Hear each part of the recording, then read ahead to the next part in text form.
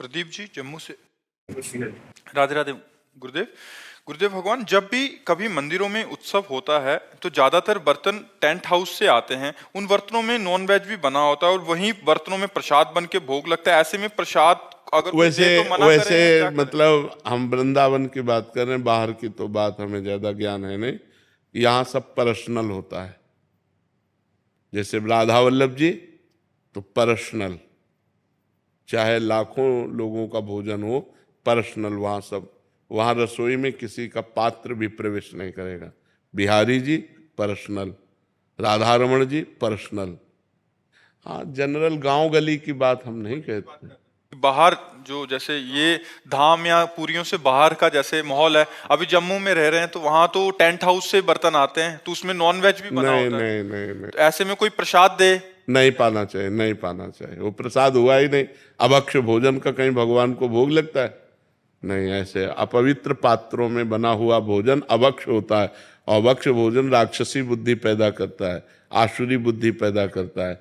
इसीलिए नहीं, ये बिल्कुल नहीं। कि जिन बर्तनों में प्याज लहसुन बना होता है पहले और बाद में हमने उसको छोड़ दिया तो वो पात्र भी नहीं, प्याज लहसुन इतना निषेध नहीं है कि जिन पात्रों में प्याज लहसुन बना उन पात्रों का मार्जन करके यदि आपको भोजन बना के दिया जाए, उतना निषेध नहीं। मांस वाले में निषेध है। प्याज लहसुन कोई बुरी चीज नहीं है। आप हमारी बात समझो। जैसे आलू पैदा होता है वैसे प्याज लहसुन पैदा होता है। उसका परिणाम जो है, प्याज लहसुन परिणाम में हमारे अंदर तमोगुण पैदा करता है, बस इतनी बात है। और प्याज लहसुन ऐसा नहीं कि मांस जैसा निषेध हो। मांस में दूसरे के शरीर का छेदन भेदन होकर के वो मांस बनता है। लेकिन प्याज लहसुन तो जैसे आलू है, गाजर है, मूली है, नीचे फल की तरह प्रकट हुआ है, बस वो तमोगुण प्रकट करता, बस, और कोई बात नहीं। ऐसा नहीं कि पाप लगेगा, ऐसा नहीं।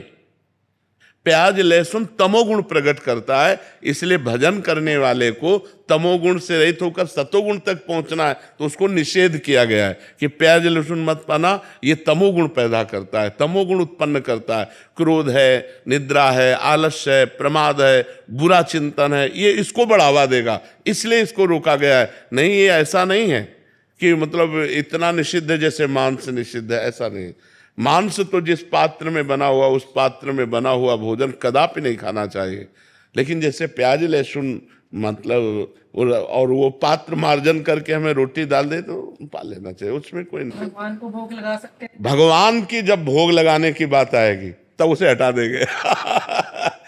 हम ये जनरल बोल रहे हैं, जैसे जनरल में लोग हैं ना, जनरल बोल। लेकिन जब भगवान की सेवा की बात आएगी तो हम उन पात्रों का प्रयोग ही क्यों करेंगे? हम तो पवित्र पात्रों का प्रयोग करके भगवान को भोग लगा के पाएंगे, भगवान का भोग नहीं लगा सकते। लेकिन ऐसे जैसे जनरल में मान लो होटल में है या ऐसे है तो ऐसे पा सकते हैं। जिन होटलों में मांस या जिन रिश्तेदारों के यहाँ मांस बनता है उन पात्रों में हम भोजन ना पाएं।